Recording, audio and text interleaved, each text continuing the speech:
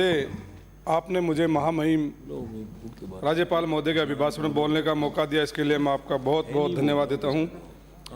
माननीय सभापति महोदय जी, सबसे पहले मैं सदन के माध्यम से हमारे यशस्वी मुख्यमंत्री जी को बधाई देना चाहूँगा कि इस वैश्विक महामारी कोरोना, जिसमें पूरे विश्व में विकास के मार्ग को अवरुद्ध कर दिया था, मानो जैसे विकास के पहिए थम से गए हो, उस स्थिति में हमारे मुख्यमंत्री ने न केवल इस महामारी के प्रति समूचे राजस्थान को जागरूक किया, बल्कि इस वैश्विक महामारी से निपटने के लिए ठोस कदम भी उठाए और हम सब इस बीमारी से बहुत हद तक निजात पाने में सफल भी हुए हैं।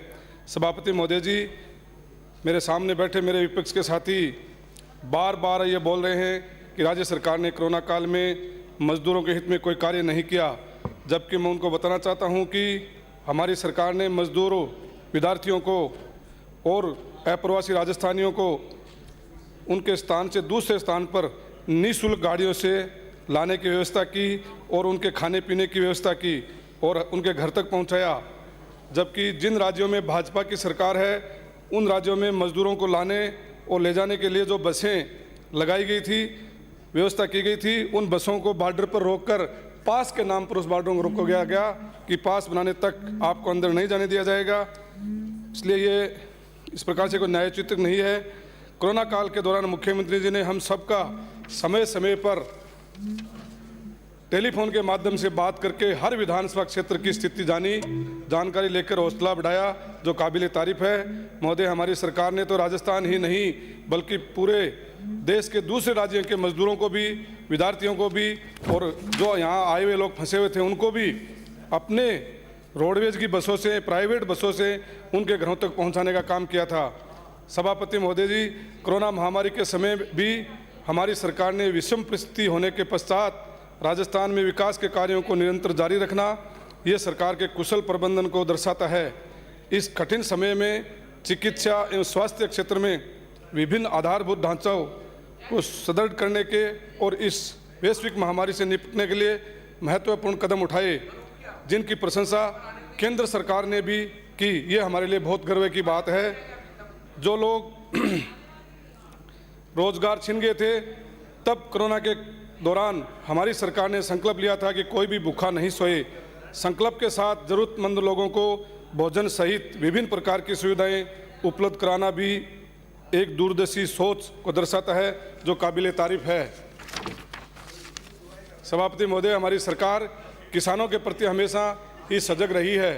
किसानों के तकलीफों को देखते हुए पेयजल एवं सिंचाई को बढ़ावा देने के लिए एवं किसानों के हित को देखते हुए ट्यूबवेल खुदाई के लिए पहले विभाग से ली जाने वाली एनओसी के प्रावधान को खत्म कर किसानों को जल आपूर्ति के बहुत बड़ी राहत प्रदान की, जिससे प्रदेश में कृषि क्षेत्र को व्यापक रूप से बढ़ावा मिलेगा। सभापति महोदय, मैं सदन के माध्यम से मुख्यमंत्री और ऊर्जा मंत्री जी को एक सुझाव देना चाहूँगा और ध्यान आकर्षित करना चाहूँगा कि किसानों के हित को ध्यान में रखकर जो एनओसी के प्रावधान को खत्म करने के साथ साथ अगर किसानों को बिजली के विभाग में फाइल जमा कराने के लिए समय ट्यूबवेल होने की अनिवार्यता खत्म किया जाए तो किसान और अधिक फायदा मिलेगा किसानों को, और किसान का पैसा अनावश्यक रूप से ब्लॉक नहीं होगा। किसान को राहत मिलेगी। किसान से एक शपथ पत्र लेकर उनकी फाइल जमा कराने का प्रावधान करना चाहिए, तो किसान को 5 लाख रुपये जो ट्यूबवेल का लगता है वो बच जाएंगे। जब किसान को डिमांड नोटिस आएगा, उस टाइम किसान अपना ट्यूबवेल खुदवा लेगा और डिमांड नोटिस जमा करा के अपना कनेक्शन करवा लेगा। सभापति महोदय जी, इस वैश्विक महामारी कोरोना काल के दौरान महात्मा गांधी निरोगी योजना जरूरतमंद लोगों को रोजगार उपलब्ध कराने के लिए एक मील का पत्थर साबित हुआ। पूर्व प्रधानमंत्री श्री राजीव गांधी की जयंती के अवसर पर जरूरतमंद लोगों को सम्मानपूर्वक बैठाकर भोजन उपलब्ध कराने की व्यवस्था इंदिरा रसोई के नाम से राजस्थान सरकार ने द्वारा शुरू की गई थी, जो अति प्रशंसनीय है, जिसमें बहुत से लोगों को दिन में 3 टाइम का 3 वक्त का खाना खा रहे हैं और वो धन्यवाद दे रहे हैं हमारे यशस्वी मुख्यमंत्री को। सभापति महोदय जी, इस वैश्विक महामारी कोरोना के काल में भी हमारी सरकार शिक्षा के प्रति बहुत ही सजग और जागरूक दिखाई दी। सभी जिला मुख्यालयों पर अंग्रेजी माध्यम महात्मा गांधी राजकीय विद्यालय प्रारंभ किए गए। इसके साथ ही अंग्रेजी शिक्षा को बढ़ावा देने के लिए ब्लॉक स्तर पर भी महात्मा गांधी राजकीय विद्यालय खोले गए, जो हमारे मुख्यमंत्री जी व शिक्षा मंत्री जी की दूरगामी सोच को दर्शाता है। क्योंकि गरीब बच्चा अंग्रेजी शिक्षा प्राप्त तो करना चाहता था, लेकिन निजी विद्यालयों में मोटी फीस नहीं भर सकता था। उसके गरीब के बच्चे सोचते थे कि कभी हम भी अंग्रेजी स्कूलों में पढ़ना चाहते हैं, तो हमारी सरकार ने ब्लॉक स्तर पर अंग्रेजी माध्यम स्कूल खोलने का जो निर्णय लिया, यह बहुत ही सराहनीय और प्रशंसनीय है। इसके लिए मैं मुख्यमंत्री और शिक्षा मंत्री जी का धन्यवाद देना चाहूँगा कि इस योजना के तहत मेरे विधानसभा क्षेत्र फतेहपुर में भी 2 राजकीय महात्मा गांधी विद्यालय खोले गए, जिससे जरूरतमंद छात्रों को अंग्रेजी शिक्षा राजकीय विद्यालय में अपने नज़दीक ही प्राप्त कर सकेंगे। स्कूली शिक्षा के साथ साथ हमारी सरकार ने उच्च शिक्षा को बढ़ावा देने के लिए, जरूरतमंद छात्रों को शिक्षा प्रदान करने के लिए 2021-20 में 38 नवीन महाविद्यालय प्रारंभ किए गए, जिसमें से एक राजकीय महाविद्यालय मेरे विधानसभा क्षेत्र फतेहपुर में भी खोला गया। मेरे विधानसभा क्षेत्र में सरकारी महाविद्यालय की मांग काफ़ी समय से चल रही थी, जिसको हमारे मुख्यमंत्री जी ने पूरी की।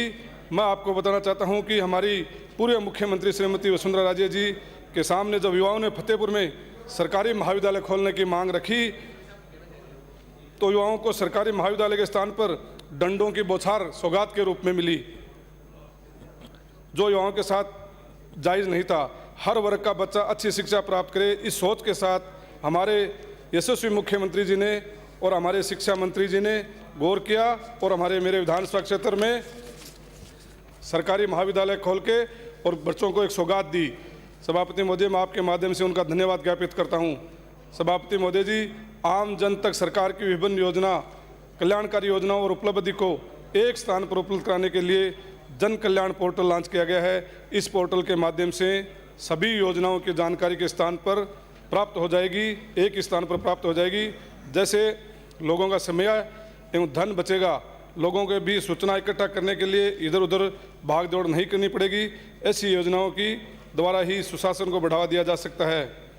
महोदय जी, हमारी सरकार ने पंजीकृत मदरसों को आधुनिकीकरण जैसे कमरों का निर्माण करना, पानी की व्यवस्था करना, मदरसों में कंप्यूटर की व्यवस्था करना के लिए अतिरिक्त बजट प्रदान करके बहुत ही नेक कार्य किया है, जिससे अल्पसंख्यक समुदाय के बच्चों को शिक्षा का एक बुनियादी शिक्षा मदरसों में मिल सकेगी। अल्पसंख्यक समुदाय के बच्चे जितने अधिक पढ़ेंगे, इस समाज व सर्वांगीण विकास होगा। ऐसी सोच हमारी सरकार हर वर्ग के प्रति रखती है। सभापति महोदय, राज्य के शहरी क्षेत्रों में सर्वांगीण विकास की दिशा में बहुत ही सराहनीय कार्य किए हैं। मैं धन्यवाद देना चाहूँगा हमारे यशस्वी मुख्यमंत्री को व स्वायत्त शासन मंत्री जी को कि इन्होंने मेरे विधानसभा क्षेत्र फतेहपुर में सेवरेज के लिए 114 करोड़ रुपये की स्वीकृति द्वितीय फेज के लिए फतेहपुर की जनता को सौगात दी है, जिसका कार्य अभी चल रहा है। सभापति महोदय, इससे पहले भी हमारे यशस्वी मुख्यमंत्री श्री अशोक गहलोत ने पूर्ववर्ती सरकार में भी प्रथम फेज के लिए 68 करोड़ रुपए की सौगात प्रदान की थी। इसके लिए मैं उनका बहुत बहुत आभार व्यक्त करता हूं।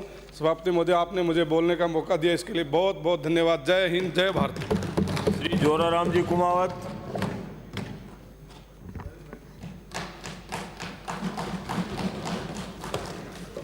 सभापति महोदय जी, आपने